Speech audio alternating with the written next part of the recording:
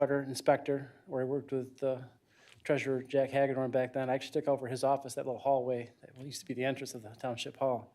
I learned a lot about how municipalities work at the township level, and really gained and broadened my horizons and experiences. I received my education with the Lake Superior State with my bachelor's degree in fire science, master's at Eastern Michigan University, and attended the staff and command, fire staff and command down at Eastern Michigan University. From Allendale, I was given an opportunity to be a battalion chief of the city of Walker, which later became the fire chief a year later for the city of Walker. Been that way since this last year, for the last 5.5 years. This was an opportunity to not only just to come home, but be part of an organization. I accept this opportunity to return to Plainfield because I'm excited to contribute to a great team, a team that's fostered in tradition and progressive as a fire department, focused on ethical, data-driven decision-making skills, in making a strategic plan and having that shared vision amongst all participants from the boot level firefighter all the way up to the township. And I'm excited. I really am excited to be here. And thank you, Chief, for the opportunity.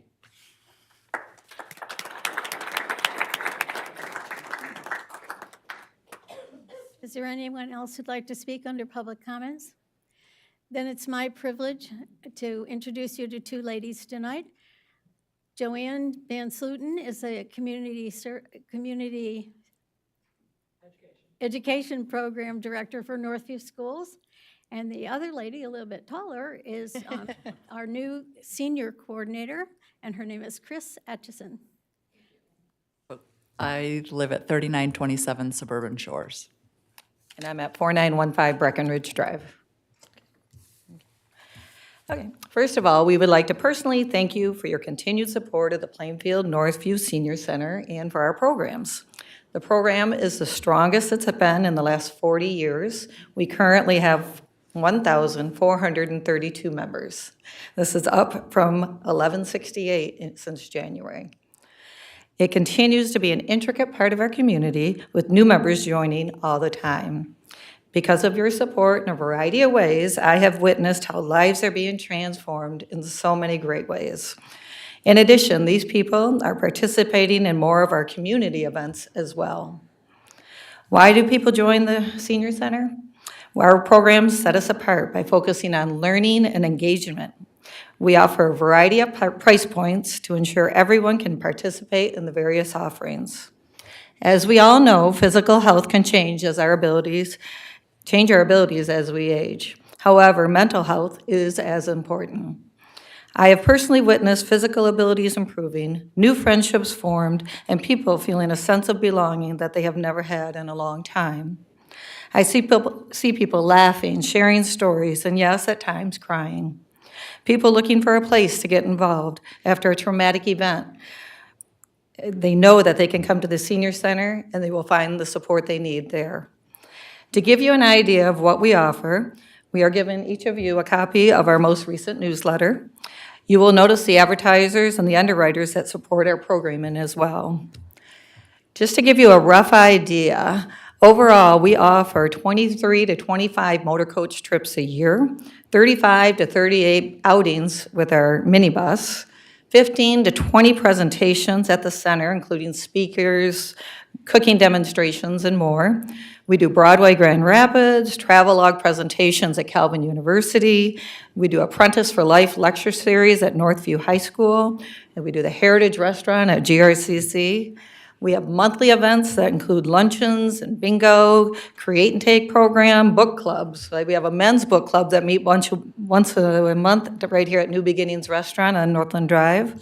We have a free attorney consultation once a month, free tech help. It goes on and on. So as you can see on the back of the newsletter is also our weekly offerings, including like the line dancing, cardio drumming. All of these programs are averaging anywhere, I would say 20 to 30 people that are coming and attending. So these programs are also benefiting the Plainfield business community.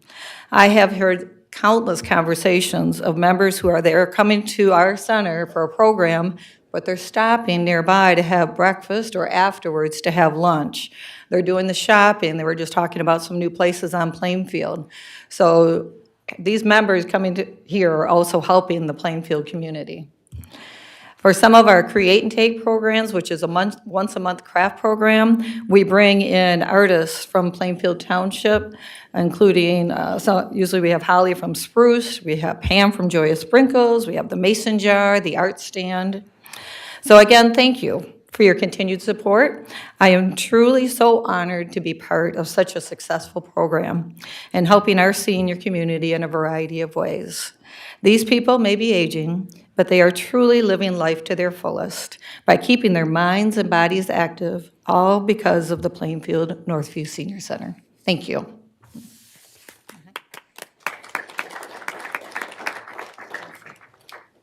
Thank you very much. Is there anyone else who'd like to make a comment under public comments?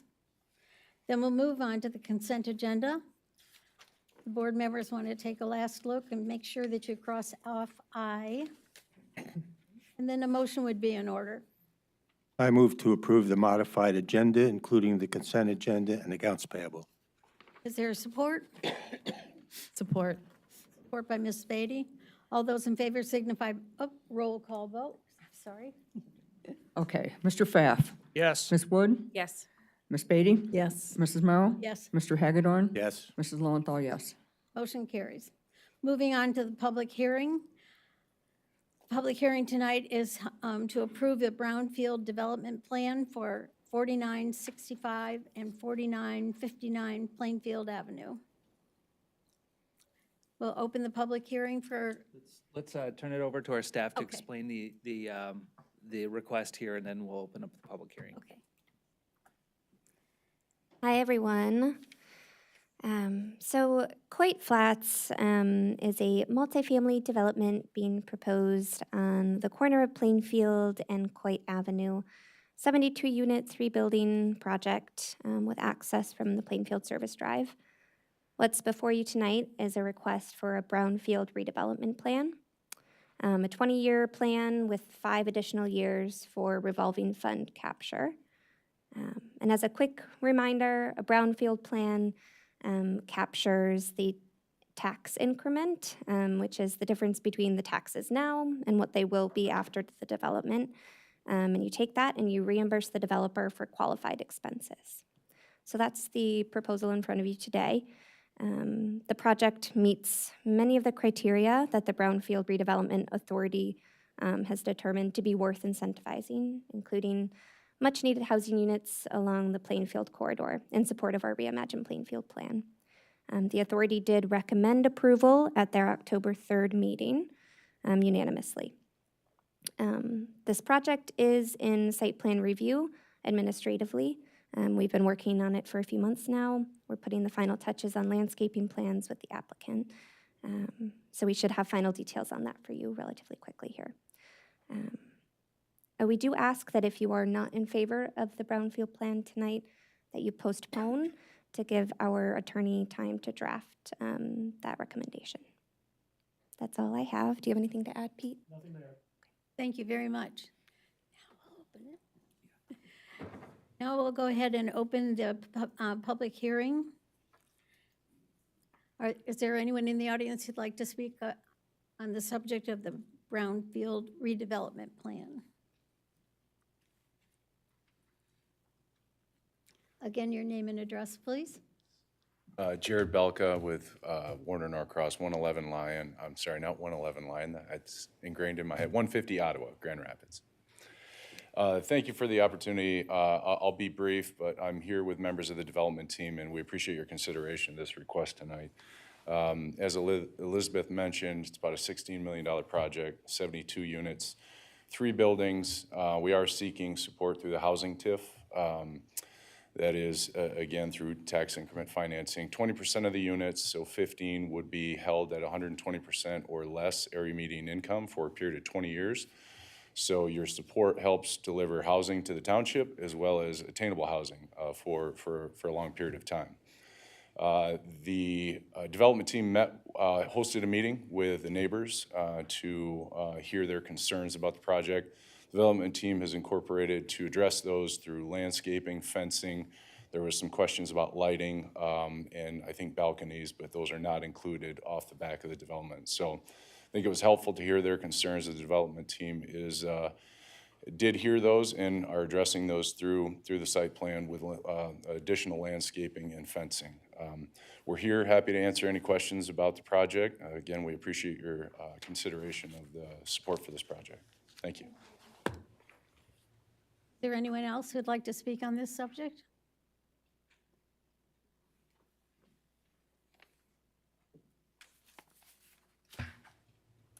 Your name and address, please.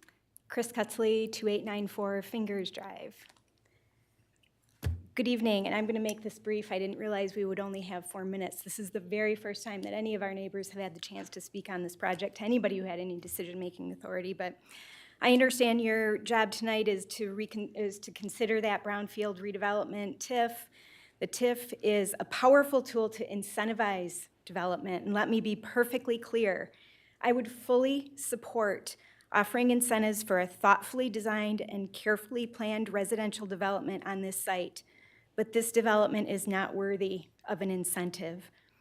We support the Plainfield redevelopment or reimagine, the master plan. We have these documents, we've looked through them. There is a mismatch between the vision that is represented in these documents and the proposal that's before you. For neighbors on Fingers Drive, our concerns largely center on the rear parcel and the 2 buildings proposed for that site, which are accessible from Coit and have no frontage on the Plainfield corridor. In fact, from vantage point on Plainfield, these buildings will be situated behind 2 existing 1-story commercial properties and a parking lot, so that the facade for Building B in the plan would be set back 300 feet from the Plainfield service drive. So while there is a literal football field between that building and the Plainfield service drive, there's only 25 feet of a buffer between the rear of the building and my neighbor's property lines. These buildings are massive, at 50 feet tall, 130 feet wide. They would overwhelm our yards and homes, a fact which no amount of landscaping or fencing could remedy. The buildings themselves have no step back. The parking lots are in front of the building, and they are needed because there are no sidewalks that go anywhere and no public transit available. What I've just described is entirely inconsistent with the future that you all have been presenting to the community and inviting us as community members to be a part of.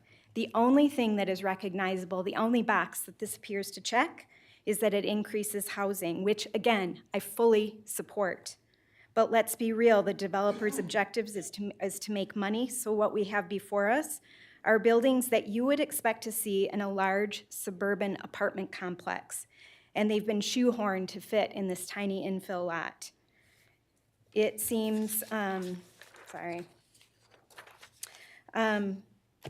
what's so disheartening is that there are abundant housing solutions that are more suitable for this site. This design is out of character and out of scale with the neighborhood. It's simply the wrong type of residential development for an infill site.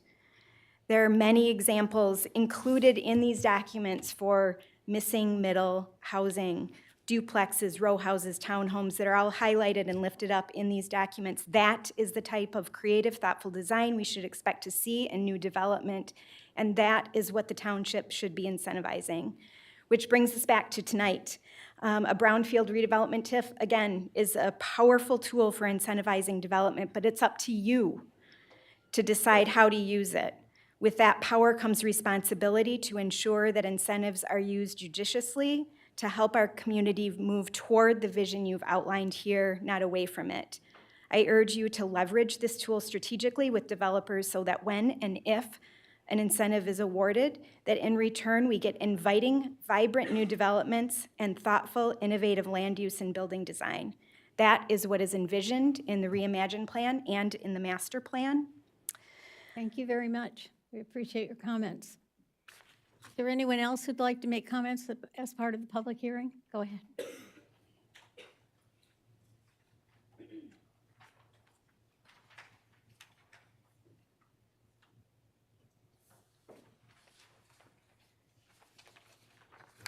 Hi, I'm Tom Cutzley, 2894 Fingers Drive. I'd just like to share a little bit about my experience with the Coit Flats project. Up until a month ago, not myself or any of our neighbors had any idea about this project. When we tried to get information, we were directed to frequently asked questions and essentially said, this is our opportunity tonight to give feedback on a project that has been worked on for months. We weren't contacted when it was rezoned that a project like this could occur. We weren't contacted when they were in the development stages for any feedback of what a property should look like. As this moved forward, we were looking for an audience. We went to the Township for public comment just to share our experience a little bit with them. And to our surprise, not even the Planning Commission, except for maybe one person, was aware of what was going on with this project. It disheartens me to think that a project of this scale with huge buildings that are being wedged into our little neighborhood can move forward to this point that essentially the developers and a couple planners are making all of those decisions with no transparency to the public. We're already at the point where they're ready to move forward with a project, and tonight's our voice. We get 3 minutes. That doesn't seem right to me. And quite frankly, even the Planning Commission in their commentary, I believe it was the commissioner said, my knee-jerk reaction was, no, this is too much. To me, that spoke volumes. Prior to this project, I was blissfully unaware of what mixed use versus residential zoning meant. To me, I would celebrate mixed use and vibrant ideas that are portrayed in the plan. But what we learned instead is that something as high as an 8-story building could be put behind our house with no repercussion by anyone. And now we have a 50-foot building, 2 of them being proposed just 25 feet from our property lines. This does not mirror anything we see in the reimagined plan. This is essentially, it feels like the easy way out to me. It feels like, who is watching out for us, the taxpayers? Who is listening to our input? All we get is sent, come to this later, come to this later. I have 100 things that could concern me about this, but my ask tonight is similar to the ask you heard earlier. I would like to see that this proposal is denied, or at least asked for it to be reimagined again so that it could be in line with the plan you're trying to do as a township. I'll close by reminding the trustees of what is right on page 7 of the reimagined Plainfield plan. Transformation will not be instantaneous. It will require dedication from elected and appointed officials, township staff, development community, and others to intentionally implement the plan. This may occasionally require saying no to the wrong thing. It will certainly require creative financing, flexibility, and partnership to get to yes for a good project, end quote. Let's work together to make a good project. Thank you. Thank you. Is there anyone else who would like to comment in the public comment on this subject?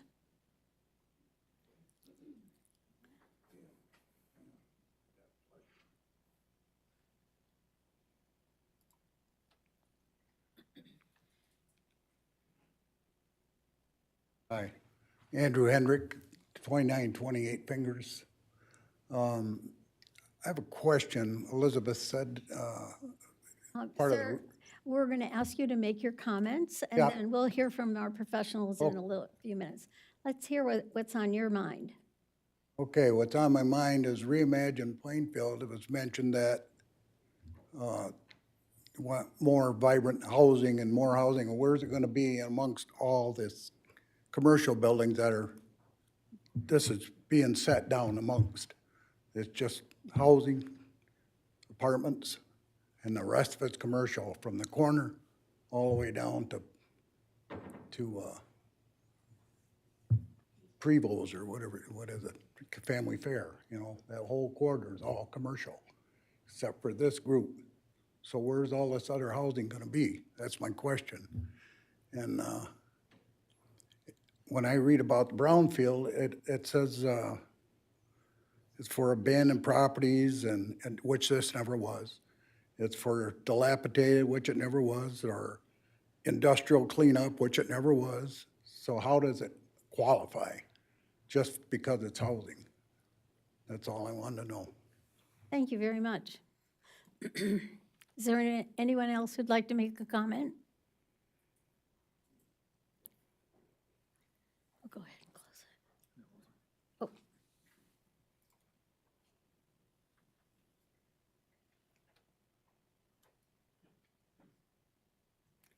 Your name and address, please? Yep. Good evening. My name's Tim Moraz. I'm the Senior Vice President of Community Development for The Right Place. We're at 125 Ottawa downtown. Tonight, I just want to provide some context on this project and the effect that the decision may have on future development. From a housing and community development perspective, The Right Place has partnered with the Township for nearly 4 years to attract development interest to this community. In 2021, the community passed what I think was probably one of the most innovative corridor plans I've ever seen in West Michigan, working with communities around the county and around the region, called Reimagine Plainfield. After it was adopted, the township reached out to The Right Place for assistance and to aggressively market both the plan and the corridor to potential developers. After 3 years of diligent work, we're now seeing the fruits of that labor, a first potential multifamily development project as a result of the Reimagine Plainfield plan. Is it perfect? No. But we can't let perfect be the enemy of good.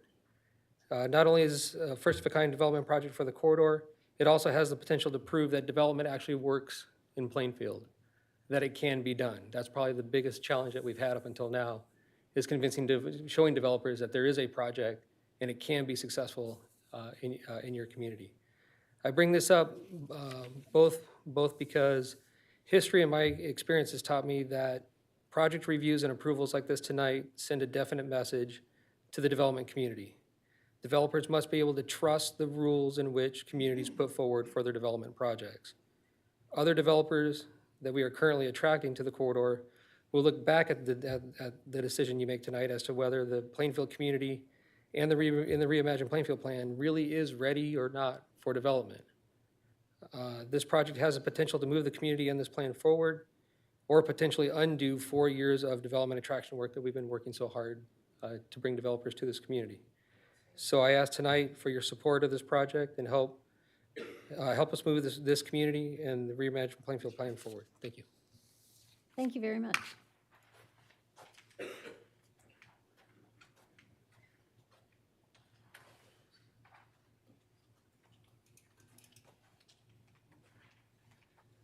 Tom Niehoff, 2917 Fingers Drive.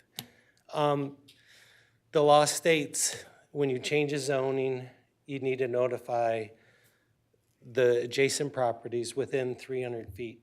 When Reimagine occurred, I was told we just had to generally notify people because it was such a big change, we didn't have to notify people. When I looked at the mixed use change from commercial to mixed use in my area, there's only 7 adjacent property owners that were around that mixed use.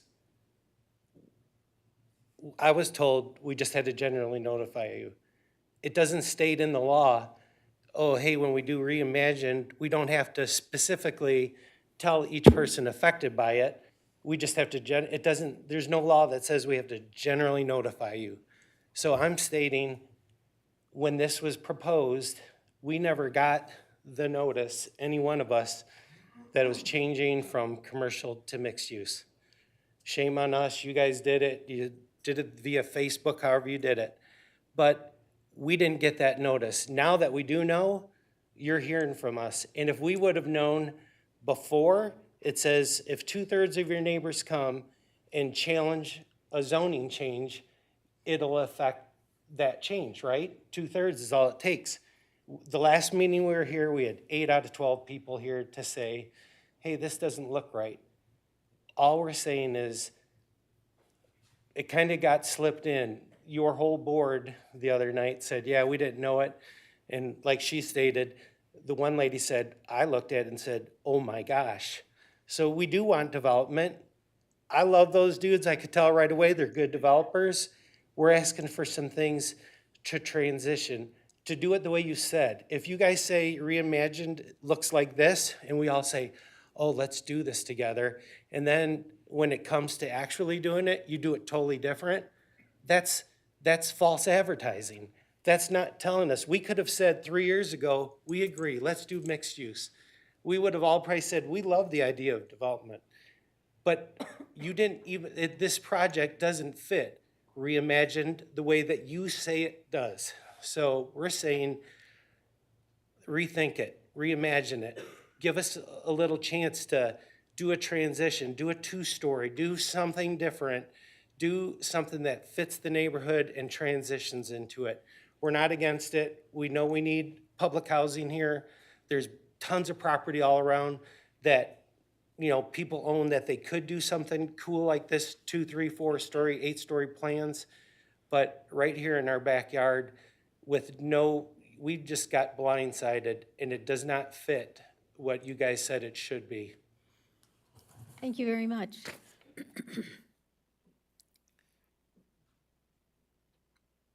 Anyone else?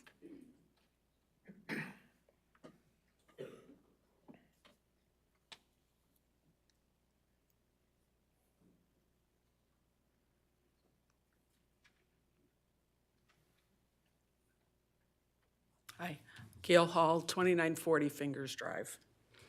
Yeah, I'm flabbergasted. I bought my home 1 year and 3 days ago. Or no, I'm sorry, I moved in 1 day and 3 years ago. 1 year and 3 days ago, there we go. And I never would have purchased that property. When I looked into it before I purchased it, my understanding is that it was zoned commercially and that they were on the books a proposed 2-story office building. And I thought, you know what? Progress. We need forward progress. That to me is reasonable. I made my purchase. Now I've got 1 foot out the door. I love my home. And the reason I bought my home is it was on a cul-de-sac, it was quiet, it was private, and that will be gone. I think, you know, I'd like you to deny it, or at the very least, ask for some changes that could be more in tune with backing up to a residential property. You know, Mr. Elam said on the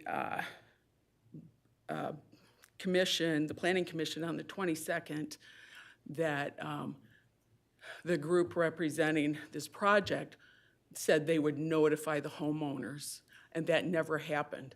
It didn't happen for 1 week, 1 month, or 10 months. They claim they want to be good neighbors. They met with us on the 30th, repeatedly said, we want to be good neighbors. I don't see that. The definition of a good neighbor, according to Merriam-Webster, is marked by principles of friendship and cooperation. And I ask you, where is the cooperation? There's no cooperation here. A number of my neighbors proposed that, hey, you know what, we're not completely opposed to having building there, or even apartment complex. But where is the cooperation? One of my neighbors said several different things to perhaps take into consideration. And my take on it was like, yeah, either we can think about that or that costs too much. And I'm wondering where the cooperation is for our neighborhood to find out about this, because a friend of mine saw it on Facebook. I don't like to use the word shame, but shame on you. It's not right. And you represent this township, and I love this township, and I'm hoping that you will do the right thing, and at the very least, ask for some changes to this proposal so it will be more fitting to abruptly abut a residential community. Thank you.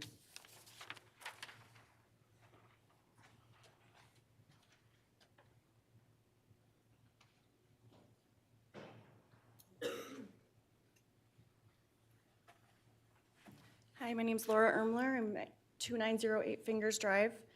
My husband and I have lived in this neighborhood for 8 years now. We love that it's a small cul-de-sac. Our kids ride their bikes. We walk our dog down the service drive. I can't even imagine how much traffic this is going to bring, and I'm curious if there's ever been a traffic study done. Coit, the road has no shoulder as it is. There is absolutely nowhere, and people speed down that road. I mean, people go 55, and I can only imagine having 75 more families trying to use this road. So if there's a chance to ask questions, I'm curious as what the plan is for traffic. There are lots of people that use Plainfield Service Drive to walk. So I don't know if there's a plan to keep the sidewalks or make additional drives for people to use.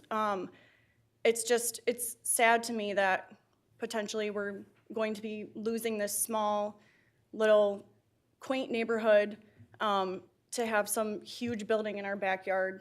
And I think it's important to protect the safety of this whole little area, not just our neighborhood, but Coit, the people that walk on Coit, the people across on Wabash that use that road to walk their dogs. So, thank you. That's it.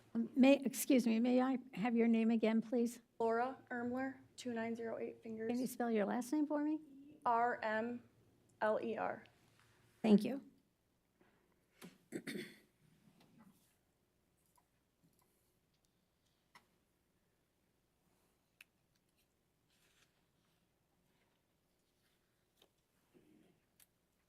Good evening. Brian LaRonde, 2952 Fingers Drive Northeast. Part of the Plainfield Reimagine that I have read means buildings that are visible from Plainfield Avenue and showing development in that way and growth.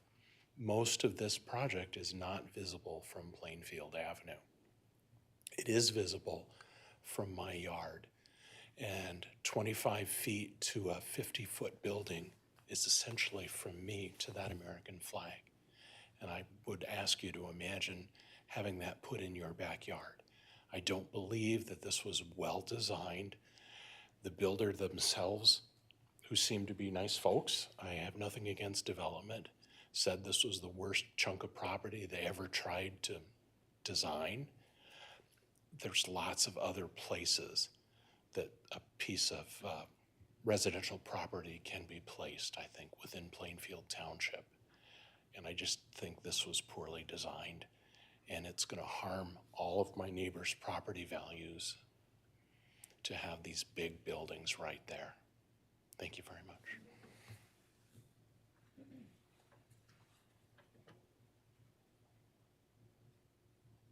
Any more comments? We're going to close the public hearing now and move on to the board for discussion, and we'll hear from our staff also.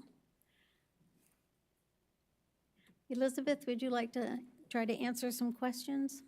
Sure, yeah, I took down a couple, but feel free to ask any that I might have missed. So in terms of where's the other housing, Reimagine Plainfield really is all about building blocks. We understand that it's not going to instantly happen tomorrow, but as properties age and redevelop, we're hopeful that we can include, housing components in development. So that's the housing piece. In terms of how does it qualify for a brownfield, there was an amendment to the state act last year that allows any property, if it's being used for a housing end use, to qualify as a brownfield. As a township, we've decided that we are not going to incentivize greenfield development. And this is not a greenfield development. It's a former parking lot for a restaurant that's gone, as you know, Fingers Restaurant. So it is this type of property that we are looking to redevelop with these incentives. The public notice issue, the state act says that if we are, as a township, rezoning any more than 10 parcels, then we generally notice in the paper. And this, we rezoned hundreds of properties when we did this master planning effort, 4 or 5 years ago. And proper notice was taken at that time, as well as many other opportunities for public engagement at that time. The traffic issue, so Coit and Plainfield proper are both public roads that are designed to handle traffic. There is a trail planned for Coit that will be funded by the township, and that is going to be connected to this project. So, yeah, that's the trail and kind of traffic piece. Do you have anything to add to that, Pete? Only, it's been mentioned a couple times, but I just want to go back and say, we've been working on the Reimagine Plainfield plan since like 2019, 2018, I think was really we started talking about it, rolled in 2019, and COVID hit, but we had a series of public hearings and open houses. That didn't necessarily cover the rezoning, but there was a lot of public outreach efforts made to discuss these things. Unfortunately, not everything gets to everybody out there. We understand that, but we did everything we could possibly do to be inclusive, to bring people in to discuss this. And then even the rezoning process in and of itself was deliberated on for quite some period of time. I know there's a number of people from the Planning Commission here, and they would remember that also. But in terms of staff, and I think in terms of the board and Planning Commission, we feel like we owe it to the public to do that, and every attempt was made to get that message out there. But you do have a scale, and when we rezone several hundred parcels like we did with the update to the zoning ordinance for the master plan and Reimagine Plainfield, it's pretty broad. So that's all I have to add, except for one other thing I want to note. There was some discussion about sidewalks. There's a sidewalk on Coit. There's a sidewalk on the Service Drive. There's a trail master plan to go down Coit to connect to the Jupiter Trail at some point. That may be a few years down the line, but those things are out there, and sometimes it's the chicken or the egg in relation to the infrastructure for redevelopment and when that happens, as you well know. So that's all I have. Thank you. Pete, just real quickly, can you give us a visual picture of where this trail connection is coming? The draft, it hasn't been fully decided, but the draft would be from Jupiter on Coit, probably on the south side due to the grades on the north side, but Not on the water side. remains to be seen. We've had the engineer do a preliminary look, but we haven't done like detailed engineering because we've been focusing on Rogue River. Where does it end? Right now, it would just go from Jupiter to Plainfield and connect, but there is some talk about perhaps, and it's a long ways from now, but maybe looking at doing something all the way on Coit down to 4 Mile, but that's just discussion. Okay, thank you. Board members, it's your time for comment, and since Nancy served on the Brownfield, I think all of us would like to hear your discussion and what you learned with the Brownfield, especially with the new changes. Yeah. Microphone, sorry. Sorry, are you asking for comments or questions? Comments. Comments, okay. Yeah, so we saw this plan in October, I think, in the Brownfield meeting. And it was the second plan we've seen, second plan we've considered. It's definitely one that more closely fit what we were hoping would come out of the Brownfield program. Our first project was out on Post Drive, and I think we really were trying to use the Brownfield program to bolster Reimagine Plainfield. And so I think looking at development along Plainfield corridor was important for us. So I think we were all very happy and pleased to see a plan of any sort.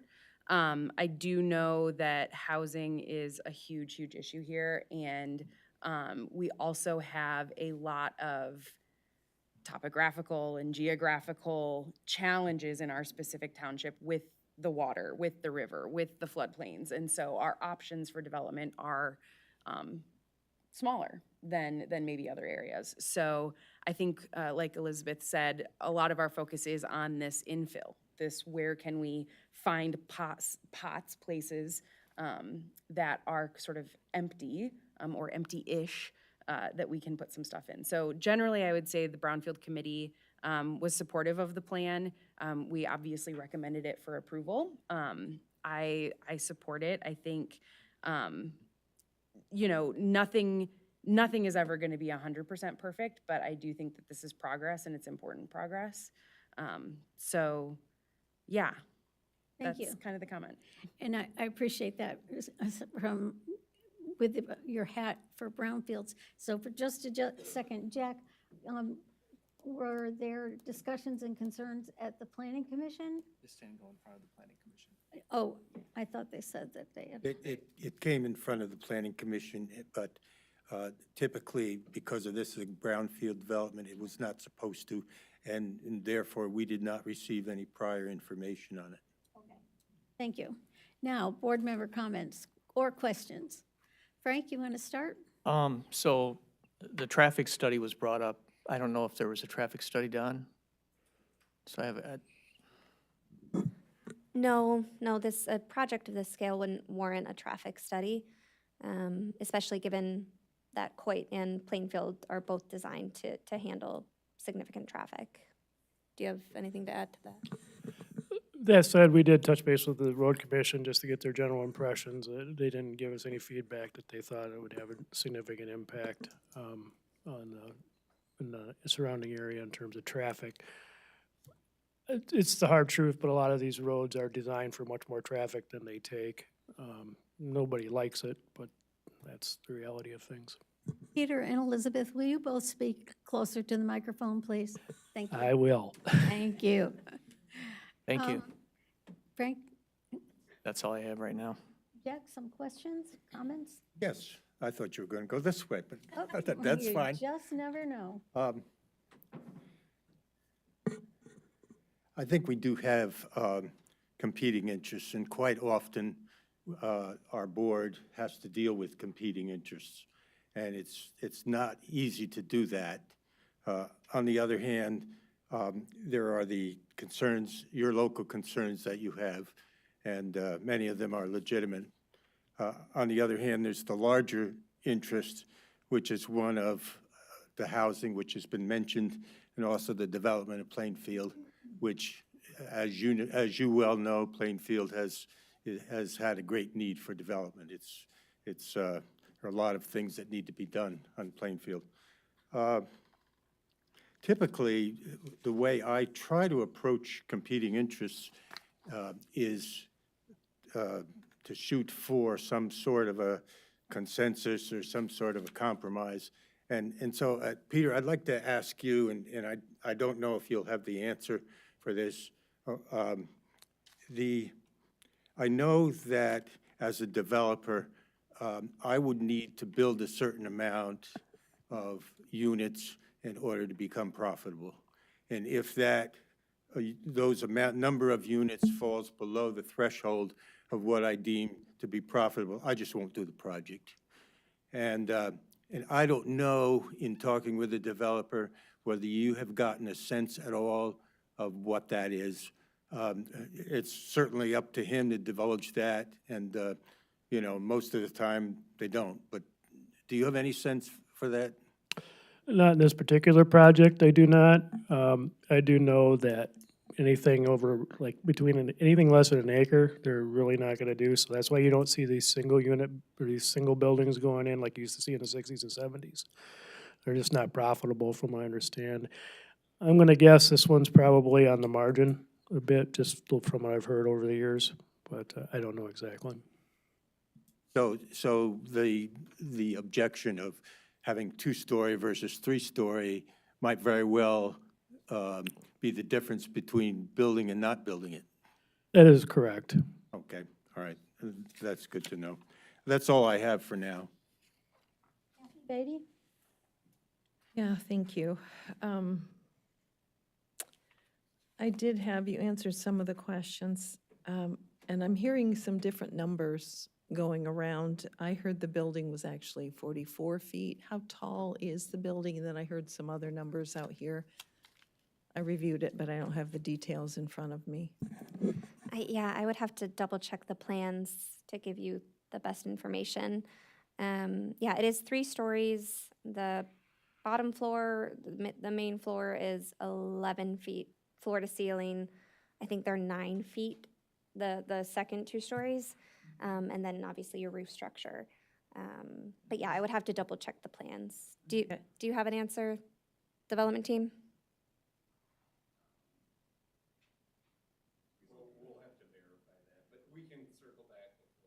Sure. But it is 3 stories. It is. Correct. Sir, we're going to get our, thank you very much. Kathy, continue, please. Yeah, so it's not 8 stories. I heard 8 stories somewhere. So I'm hearing a lot of conflicting numbers here. We are talking about a 3-story building. Correct, yeah. 8 stories is allowed by the zoning, but it's not proposed for this site. And realistically, we're probably not going to get that along Plainfield Avenue. Okay, okay, good. Those were all the questions that I had. I spent some time reviewing this, and I think that's all I have right now. I think we need some clarification on the zoning too, because even though 8 stories might be allowable under zoning, it's not feasible in most locations due to the setback requirements. So on a site like this, you could never build an 8-story structure. The step backs just would not allow for that.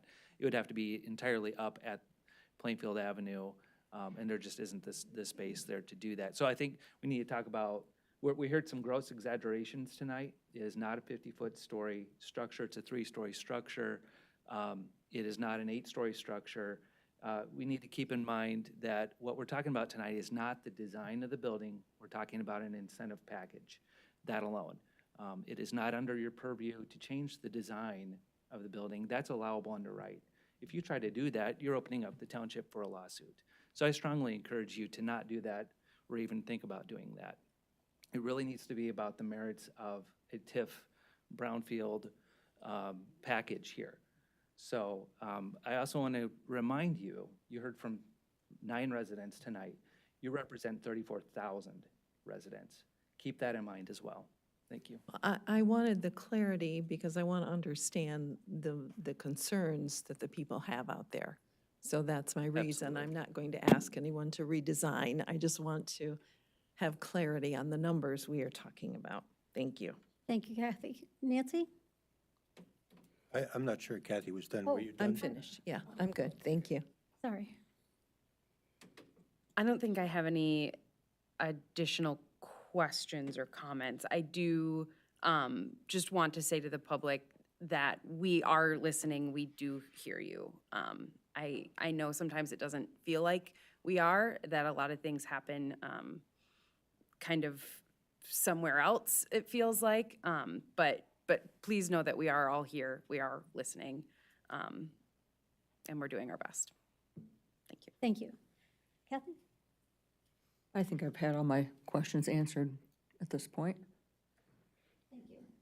And my concerns were about the TIF, because right now the land is being excavated at Post Road for our first TIF. And I have been keeping it happens to be on a route that I go, and so I've been keeping my eye on it and remembering back to what it looked like when the house was there, and the house was, this was a good thing for them to tear down that house. And the good thing that is happening is that in that situation, there will be some commercial on the first floor and then 2 stories of housing. So giving a tax break for that kind of structure in that area is going to meet the needs of a whole bunch of people who will be able to walk to that that new building. And therefore, the TIF for them, I thought was very much in line with what the thought process is with the TIF. And then I thought about the Coit situation, and I'm afraid that the state of Michigan has opened a door so wide with the TIF and the amount of, they are just begging communities to build housing and to give whatever it is that we can do to help address the housing situation in the state of Michigan. And the TIF program grant for Coit is exactly what the state would like to have us do. And I also feel that it meets the needs of the housing that Plainfield Township needs also. So I am in favor of giving the TIF for the Coit Avenue, for the Coit program. And and remember, as we go ahead with the rest of this, we're going to have a resolution, and it's to approve the TIF. It is not rezoning. It is not any of that. That doesn't, those are concerns, and, but they don't relate to the TIF. Okay, any other comments from the board members? I actually just, in the, Elizabeth, can you clarify, it's 20% of the property that is rent controlled for workforce housing, right? Yeah, 20% of the units. Okay. Yeah. The language, the language in our draft motion is 100%, so, okay. Oh, it's not, okay. I have an old copy of something. then. Kathy's got a motion she's going to read. Okay, perfect. Just wanted to make With sure the it was clear corrections. that it's 20, not 100. Okay. So now we've closed the public hearing, and we've had our comments, and we're moving on to new business 8A. Board members, a motion would be in order. Okay, I move that the Township Board approve the resolution creating a brownfield redevelopment plan for Coit Flats, the multifamily housing project and related infrastructure at 4959 Plainfield Avenue and 4965 Plainfield Avenue for a period of 20 years, with an additional 5 years of capture for the state and local brownfield revolving funds based on the following findings of fact. Number one, the project properly is eligible for Act 381 tax increment financing as a housing property. Number two, the expenses requested for reimbursement are eligible under Act 381. Number three, the end-use project has the following elements that meet the township's criteria for investment. A, investment in the township's reimagined Plainfield area and area of special emphasis for redevelopment. B, diverse housing type. C, workforce housing provision. D, blight removal. E, sustainable high-end building materials. And F, pedestrian-oriented amenities. Want to go into 4? That's it. Is there support for the motion? Support. Mr. Hagedorn supports. Additional comments? The roll call vote, please. Okay, Mrs. Merrill. Yes.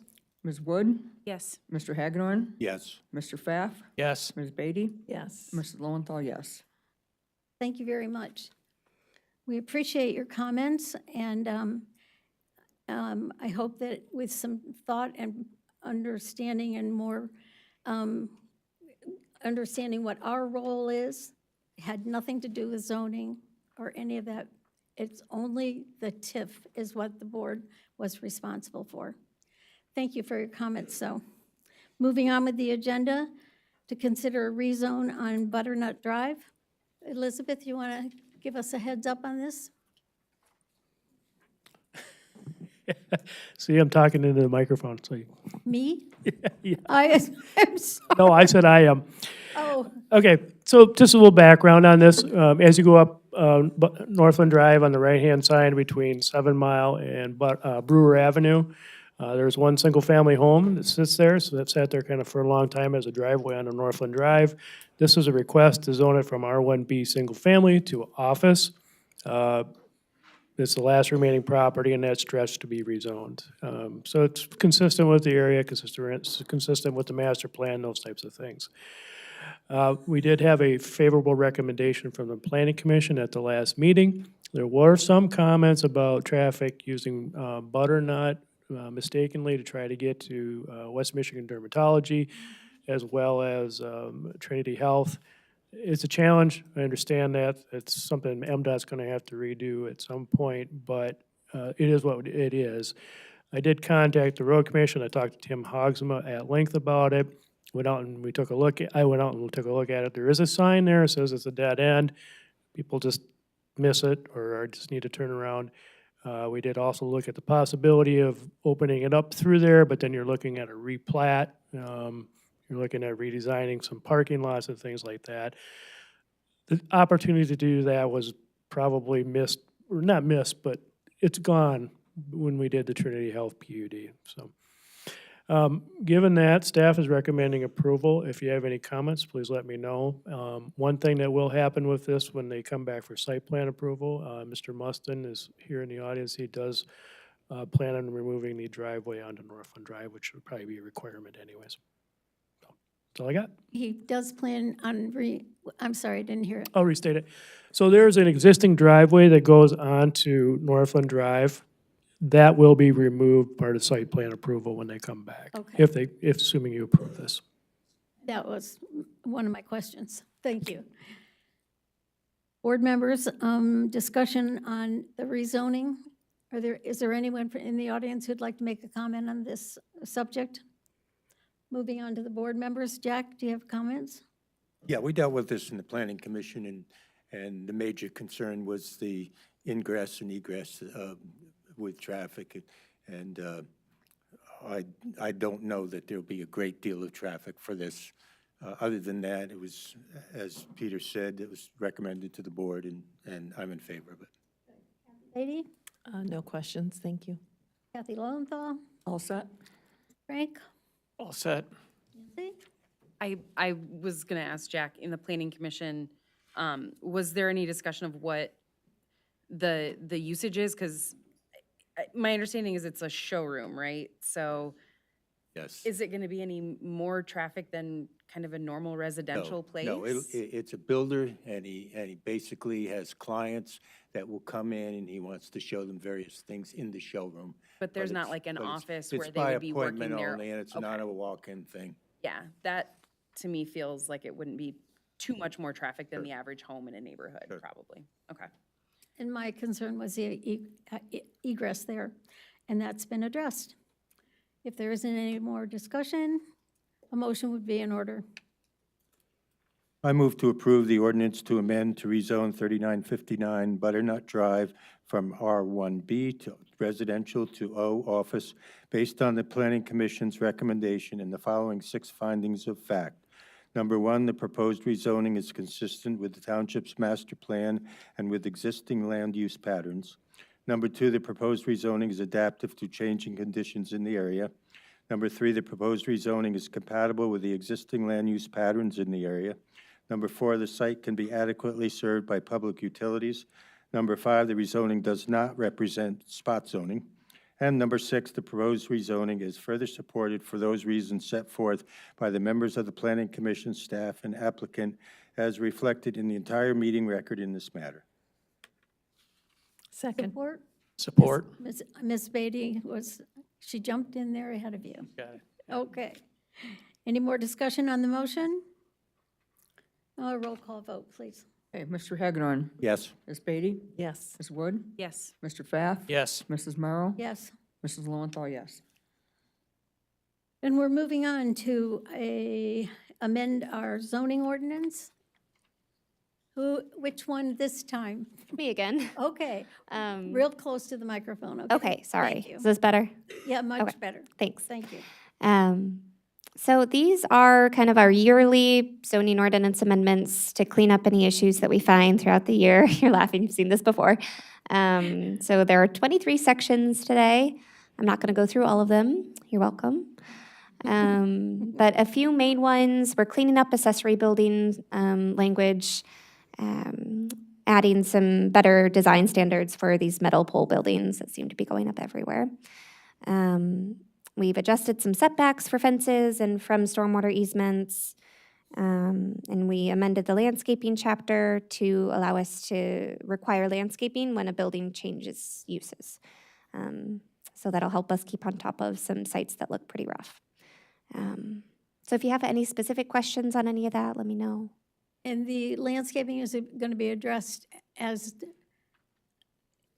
where in the plan will the landscaping changes be expected? At the end of the project, or is it planned right from the beginning? Yeah, so Pete and I review administrative site plan approvals when they come in for a building permit. So that's when we would talk to them about any improvements they could do with the site. Okay, good. Is there anyone in the audience who would like to comment on this subject? Moving on, comments from board members. Kathy Lowenthal? I'm all set, thanks. Kathy Beatty? Good, thank you. Jack? We dealt with this in the Planning Commission, and it's primarily housekeeping, and if anything that would enable the staff to work better, we're in favor of. And Frank? All set. Nancy? Just want to say thanks to the staff for staying on top of this every year. It definitely helps to not accumulate much for longer periods of time, so thank you. But no questions. That's a very fine thing to tell them. Good job. A motion would be in order? I move that the Township Board approve the ordinance to amend the zoning ordinance based on the recommendation of the Planning Commission and staff. And a support? Support. From Nancy. And a roll call vote. Hey, Ms. Beatty? Yes. Mrs. Merrill? Yes. Mr. Pfaff? Yes. Mr. Hagedorn? Yes. Ms. Wood? Yes. Ms. Lowenthal, yes. On to discussion of the 2025 budget. Hey, here we are, the final step. We've been working on this for, well, A publicly for 6 long months. time. From staff perspective, a little bit longer than that. So, final budget's in front of you. It is largely similar to what you've seen in the workshops, with a few exceptions. Earlier tonight, you approved a health insurance plan that is a 1.5% increase, not a 10.5% increase. Excellent. So that savings is reflected in this budget. The other piece, you also approved earlier tonight, the cost of living increase for employees for next year at 3.9%. We had budgeted just slightly higher. It's based off of the, what's called the employment cost index. And it was projected to be a little over 4. We've backed that down to 3.9, a little more savings there. So by and large, you're passing a budget that is balanced. It is using some of our savings for the Reimagine Plainfield plan that will start next year, the landscaping plan. So you'll see that coming out of our savings account to go for that. But we're able to meet the increases to public safety that we've done. Some of them are recent hires. Some of them are in the room. But we've done some additional And staffing. another one back there. But we've increased our ranks, and it's always a question of how are we going to be able to afford it. And so far, we've been able to. The real challenge that we need to face is we can address these costs, but it's pushing off some other costs. Deferred maintenance is the key phrase that we've been using lately, and it's really starting to show. 5 Mile Library, we just got a roofing project done, and Joe came in and said, guess what, it's still leaking. You know, there's just old building issues that we're dealing with, and we'll continue to until either we can get it completely fixed or completely replaced or whatever it is. So those are some of the elements we continue to work through. I have to tell you that I saw them working on the roof, and I stopped and said, I'm so happy to see what you're doing. And they said, don't get happy yet. They offered to let me climb up and see. No. So that's one thing is we look at this. This is, we're in a good place. Plainfield has always been conservative with funding, using the funds that we need to provide the services we need, but also making sure that we're doing as cost effectively as possible. Sometimes that's gone maybe a little bit too far in terms of building maintenance, so we've pinched pennies so tightly that now we're paying more to make the fixes later. In retrospect, that probably wasn't the right choice at the time, but I don't fault anyone for making that choice at that time of trying to be the best stewards of the township's dollars, of the public's dollars they could. But those are some things to put on your radar as we look forward past 2025 and beyond, some of the big issues that we need to address from a budget standpoint. Is there any questions on the 2025 budget? A motion would be in order. I move to approve the 2025 budget as presented. Support. And a roll call vote? Hey, Ms. Woods? Yes. Mr. Hagedorn? Yes? Ms. Beatty? Yes. Mr. Pfaff? Yes. Mrs. Merrill? Yes. Mrs. Lowenthal, yes. And moving on, Okay, I think I may have thrown this concept out there a couple of months ago, and whether you recall me talking about it or not, we're to that point where it's time to refresh whatever technology the board uses to communicate in terms of laptops or iPad or whatever it is. We've tried a couple different things. We've tried iPads, not everyone is an Apple fan. We've tried a Windows device, not everyone's into that. Some people prefer their own. So I'm throwing this on the table, and this is my concept for you to react to. This is your decision for how the next board will be addressed, but what I'm throwing out there is the option of a stipend as opposed to the township buying, whether it be an iPad or a Microsoft Surface or other laptop or whatever it is, giving the option of a stipend to just use your own technology. And some board members currently are doing that. They're just handed back the equipment, said, no, thanks, I'd just rather use my own. So I need some guidance from you. What do you think the next board, if we're gonna buy devices, it's time to go out there and hit the Black Friday deals and get those. And if you would rather go with the stipend, that would be a cleaner approach from township administration standpoint, but I wanna make sure that board members feel that they can adequately communicate, do their jobs, get the information that they need on a platform that works for them. So, interested in your input on this. input from this side. Go ahead, Kathy. Oh, I would prefer the stipend because I'm one of those who doesn't use, so, yeah, that'd be awesome. Jack? I received a laptop as I became treasurer, so I would probably not be eligible for this plan. I think this is a good plan. The only concern I have is the interval that pay would be made. If it extends out over 4 years and let's say a board member has to advance the money and get it paid out over 4 years, it would be that much every paycheck, and I would not be in favor of that. If we're talking about maybe 2 or 3 paychecks, that sounds good to me. So a couple different ways we could handle that. My thought on spreading it out was, what if you have someone who doesn't complete a term, right? So are you gonna give $1,000 at the beginning of a term and then they resign or something happens, and then you're gonna give another $1,000 to the replacement? How The how are you- potential problem, I So understand. that's an option, or you spread it out. Maybe it's not on a biweekly basis, maybe it's $250 a year basis. I don't know, it could be done a number of different ways. So I know with the existing board, I don't see that as a substantial concern that they wouldn't have their own technology needs met, but it could happen. You could have a board member who doesn't have the financial means to provide for themselves in that meantime until they've built up the stipend, so. Comments from this side? So basically, the stipend, if I wanted to get a computer, then everything could be sent to that computer as far as the township is concerned. And that way, Yeah. is that what we're saying? Just- So the part that really makes this possible is the fact that we use the Microsoft Online, the Office 365 suite, and every board member has that. That's how your email is delivered to you. Basically, you can use that on any computer that's connected to the internet. It doesn't have to be the one that's handed to you from the township. You can hop on and get your email from anywhere. So that's kind of the concept. The township would still have that service so that every board member would have their township email and preferably do their township activity through that from a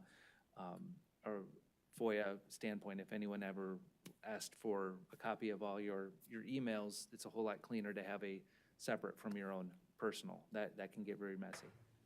I don't recommend that at all. So we'd keep that, but that is accessible from anywhere that you have internet. So whether that's from a township Microsoft Surface or iPad or your own device, you can still keep your township work sequestered into that plan. You can access it from anywhere. And but we could still use the computer that we already have from the township, correct? So the intent would be that you would turn in what you have. If you're taking a stipend, though, you're turning in your Surface, and then you'd have a stipend to get your own technology after that. You didn't want to take the stipend, you just wanted to stick with what you had. Well, that's why we're discussing it tonight, to see what the preference would be. Talking with other board members earlier today, maybe it's an option. Maybe a board member could choose a stipend versus receiving a township device. So what we're finding is that not everyone likes whatever we pick.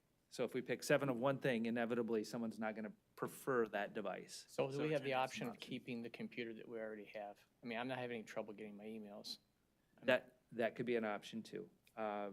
Again, I'm looking for feedback on how you would like to do this. We've just assigned technology in the past, trying to make a best educated guess as to what technology is going to work best for everyone. So there's no 100% around the board technology. So that's why the stipend idea is something where you can go out and get exactly what works best for you.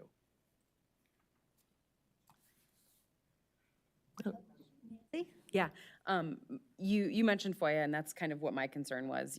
If someone were to opt into using a personal device, and they're using it for personal purposes, does that expose their personal information to any sorts of anything that could happen in the course of township duties?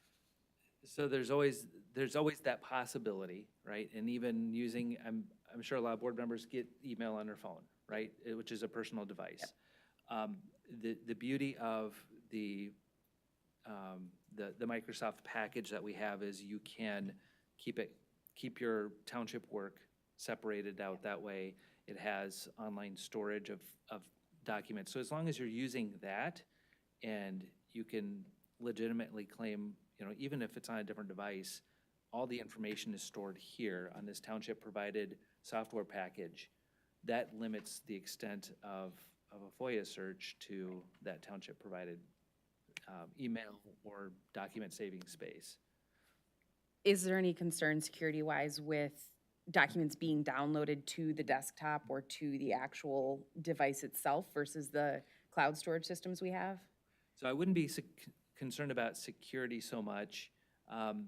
First of all, again, it's public. Most of our stuff is public. It's public document, Yeah. right? And it's subject to FOIA unless it is a attorney privileged document. So I'm not overly concerned about the security aspect. There's very little information there that isn't already public. So that piece is fine. The Freedom of Information Act, again, if you're working within the constraints of that Office 365 environment, and you can keep it contained. It doesn't matter if you've pulled that document and also saved a second copy on your personal device, because you can point back to, here's the copy of all the information I have. Okay. Yeah, my only concern with moving to a, your own solution is the security pieces of it, and whether or not you in the township have the ability to secure the information in the way that needs to be done. So if there are any special rules about how people should be using personal devices, I would encourage some guidelines drafted and given, or training given to folks to remind us of what we can do to protect ourselves and the township. I think that's a very good point. I think the other thing to point out, having a township issued device may actually be a greater security risk because it is connected to our network. Yes. So it actually is a different pathway into the system. Well, and it versus would your be a personal device. township-owned device as well, too, and so if you did put any personal information on that, you're kind of giving your personal information to the township at that point. So, yeah, there's good and bad pros and cons on both sides. I think that the stipend is a great idea, just because everyone has their own preferences, and everyone is gonna be more comfortable with some devices than others, and so, this does give people option, but just wanna make sure we're staying secure, on top of that. Thank you. Any other comments? Okay. So I need some guidance. What would you prefer? Is that something, Cameron, that you could do it on an individual basis? Would that be, because I know for, like Jack and I, we need that laptop that you provide us with to do the clerks and the treasurer's business on. Yeah, I anticipate the clerk and treasurer would still need to have a township-issued laptop for BSNA and other technology suites that are specific to the clerk and treasurer's role. Everyone else doesn't necessarily have that same requirement. So that would be an option, that we do a this or that approach, where you either have a township-issued device or you have a stipend. That could be a possibility, too. You did mention in your notes that one of the advantages of having your own is it would not have to be maintained by our software people, and so that's a consideration. So the cost of the device might equal the stipend, but then there's that additional cost of, between township staff and our IT consultants having to help maintain that. That's the cost that would be saved by the township. So do you, Comments? how do you want to hear from each of us what we prefer? I think so, or if someone suggests something and you all nod your heads, that works too, but some sort of feedback. I would go with the stipend. That would be my With the what? individual choice, and Go down the line, I think that might be easiest, just Okay. to get a feel for what Frank, how are preference. you going to I do mean, I it? like the computer I'm using from the township already, so what would that mean for me? So that could be an option where we have you choose either the township-issued device or the stipend, so then you would choose the device. So I could just stay with what I was using? Okay. I'm going to go home and play with the tablet and see how, because I never used the tablet for the township. I always used, You mean your own? yes. Okay. I always used what the township gave me. One of the things that I think is good, and I think Cameron's doing this intentionally, is the TV still on? Is that he doesn't want to have to keep repairing my computer. I feel very badly when it did it again. And so, yeah, I think I'm going to be happier when I'm on my own, but give me a couple days to play with that. What's your thinking, Kathy, Jack, and Jack? You're, I already stated mine, and they're already set. okay, sounds good. I'd like to say I agree with the choice. Frank can stay where he's at. Somebody needs the stipend. So we'll do the this or that Yeah. approach. Okay, that's fine, and then I can work with each member to figure out what that choice can be. So that's helpful feedback, thank you. Okay. Anything else? Does your IT support make that a feasible option? Yes, because it's a cloud-based software package, if someone wants to use it on their own, that's fine. Okay, great. We can work within that as opposed to having, the Surface or whatever device you're using from the township. Okay, and moving on to agenda item F. Okay, this is something normally I'd put on consent because it seems like a no-brainer, except that I had to slide it on very last minute. I had gotten it from the drain commissioner very late in the day, so I apologize. Just explain the project a little bit here. And I'm gonna jump to the map so you can get a visual of. Because you sent us information on it, so. Yeah, this, just a quick overview of what we're talking about here. The residents along Dean Lake have asked the county drain commissioner to put in equipment that would maintain a constant lake level. For those who are unaware, this is actually just kind of a bathtub. There's no outlet for Dean Lake. And so when we have really wet years, it the water level rises and has nowhere to go.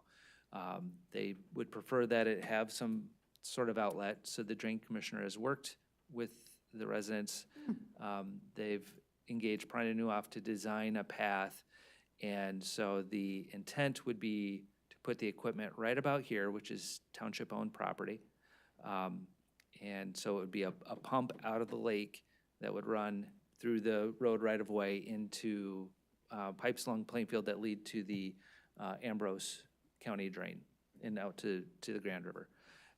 So what they need from the township is an easement to place county drain commission property. It would not be a pump owned and maintained by the township. It would be owned and maintained by the drain commissioner, but it would be on land that is currently owned by the township. So that's the request in front of you. Again, it's kind of a no-brainer. Whoops. It's kind of a no-brainer, except that given the late hour, I didn't want to sneak that onto the consent agenda. So any questions on that?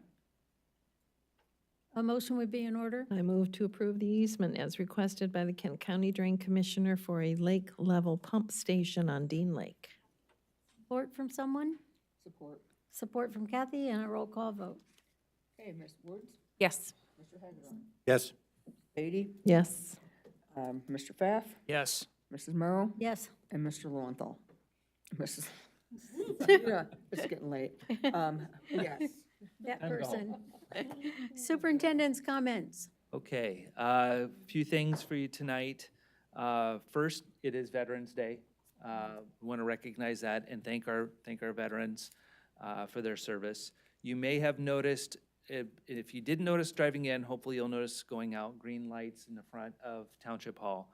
That's something that Kent County Veterans Group is really pushing through our community, green lights to support veterans. So please take note of the green lights in front of Town Hall in support of all of those, and thank you to all of those who have served.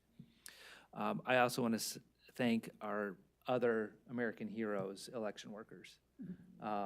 They did a tremendous effort last week and ran a safe and secure election and did it in the face of sometimes of adversity and with little thank and very little pay, right? So it's more community service than a job, right? It's time out of, if you have a full-time job, you gotta take time off so you can serve in this way. They have to go through training, they have to go through lots of different certification. It's not a one-day task, and these folks did it with a smile on their face. So I want to say thank you to them, even though they're not in the room. I think we need to recognize the effort that they went through to help make sure that democracy is continued and secure in our nation. Number 3, I want to mention improvements at Grand Rogue Park. We had the groundbreaking after they're already moving the dirt, but we had the groundbreaking a few weeks back. If you have a chance, head down there. They already have the base layer of asphalt down. So go check it out. Even if you don't get out of your car, you can drive and you can see some of the work that's being done there.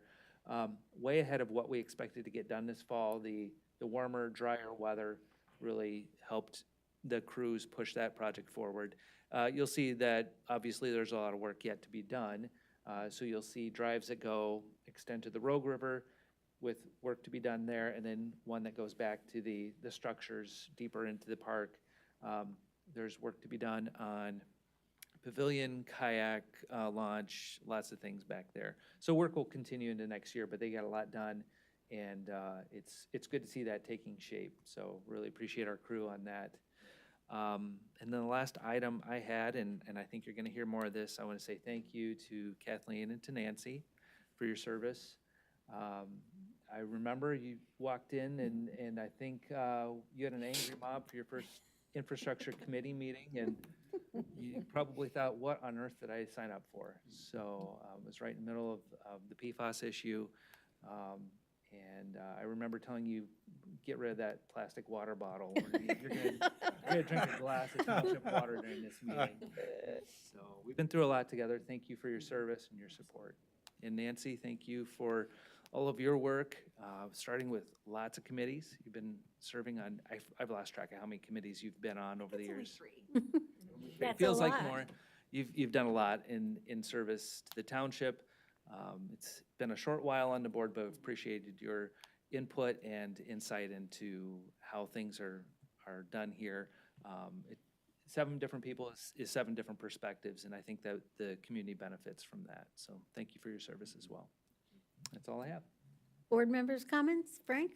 I talked to Bill Brinkman on the way in, Oh, good. so he gives his best to the board, and just, keep talking with him, keep praying for him, and for Barb as well.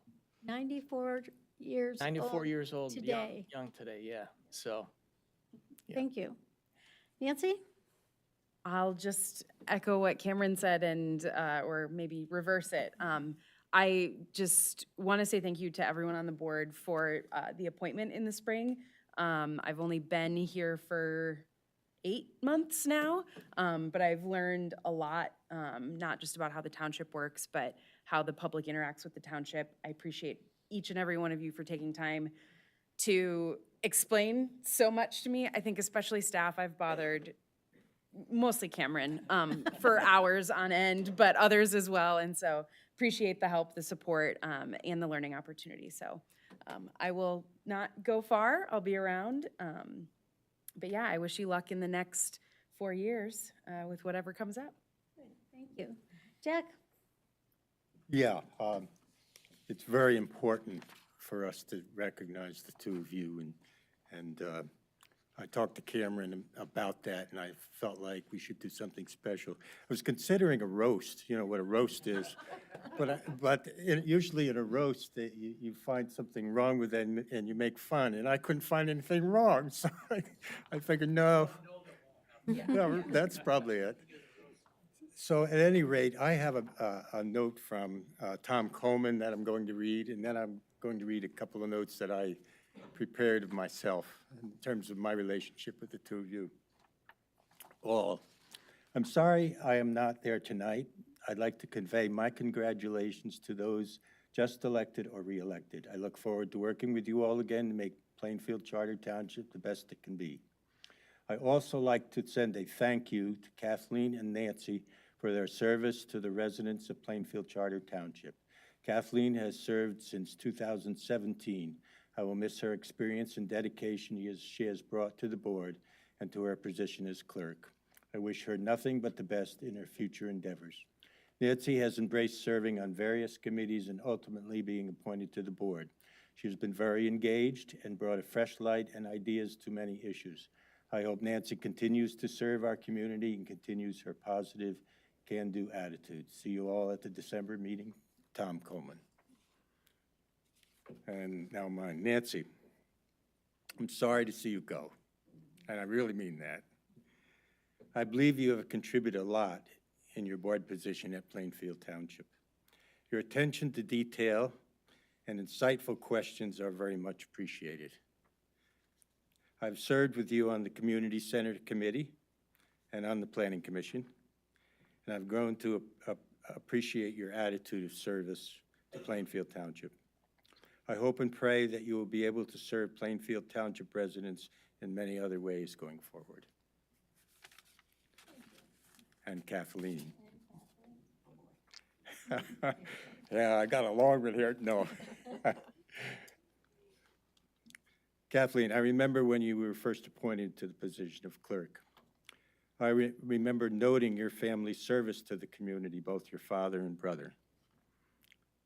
But most of all, I remember as we interviewed you, your desire to serve the community.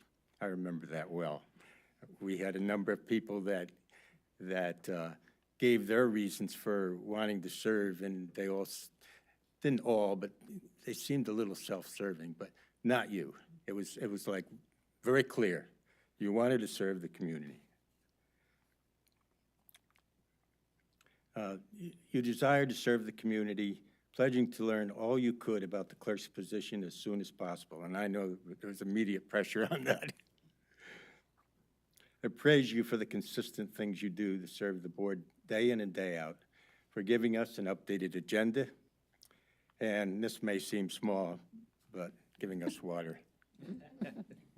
I mean, that's really very thoughtful. Nobody asks her to do that. She just does it. That's awesome. You have a servant's heart, and I hope we can experience your presence here in the future. Thank you. Nancy, we hate to see you go. It has been a delight in getting to know you, and I'm always listening when you ask a question because I know it will be a good one. It will be one about the details, and it's one that we all can learn from. So you will be missed here. I will say that, and I appreciate your being part of this. I enjoyed meeting with you up at one of the township conferences, and yeah, it's been a all too short journey, but a delightful one. So thank you for your service to the township. And to Kathleen, thank you. Well, look at you. It has, you too. It has been a delight. I agree with everything that has been said. You have a servant's heart, and you are always serving and finding ways, and you will incredibly be missed. And I just appreciate your personal touch to things. Again, it has been stated, your incredible passion for the things that you do. I've never seen you do anything without incredible passion. And that is hard to find a lot of times with people serving in government. So I appreciate you incredibly and look forward to hearing great things because this is just the start of wonderful things for you. And I can't wait to hear and watch them. So thank you. And my comments, on a couple other subjects. There is debris still left in Comstock Park from the water main projects this summer. Crushed big orange tubs, just an assortment. At what point and who's responsible for the final drive-through to pick all that stuff up? Some of it's in front of the library, some of it's in front of the main entrance to the park, some of it's on the other side of 4 Mile where we had water stuff. It looks so much better compared to what it was. Tomorrow at 4 o'clock, our new historical society has made arrangements for us to tour Nick Fink's, the upstairs of Nick Fink's. This restaurant was built in 1888, and then we're going to have dinner there too. But for those of you who have not taken an interest in the Historical Society, this is about the second or third really unique thing that they've put together. I also wanted to congratulate everybody on the operation of the election. So many stories about doing this and doing that, but all of our stories were good ones. And it really made a big difference in Plainfield Township, especially your jump into activity on Sunday. Holy cow. They called in everybody who could put an orange vest on, didn't you? Oh my goodness, that was amazing. I also wanted to ask about our student that we have in the audience tonight. Are you here for a class? And so you've been taking notes all night. Have you gotten all the information that you need? Okay, when we're all done, if you need to talk to any of us, we're happy to help you. What grade are you in? 7th grade. And what class are you here for? Boy Scouts. Oh, yes. They usually come and say, I'm a scout. So I am sorry I didn't ask ahead of time. Well, good for you. We hope you get all the badges that you need. And if you needed anything else, be sure to come back. That's part of what you've observed today, is that these 7 people up here work for all the people that were in the audience. And tonight was a good example of that. Very, very good. And you too. I'm going to cross paths with both of you, so I'm not going to say anything more. The meeting's adjourned. I didn't get a chance. Oh, what? You didn't get a chance? I did not get a chance to speak, so I'm going to stop you right there. Yeah, so I get the last word. I missed it. It has been an honor and a privilege to serve on the board and to serve Plainfield Township. So proud of our election inspectors. They were just amazing.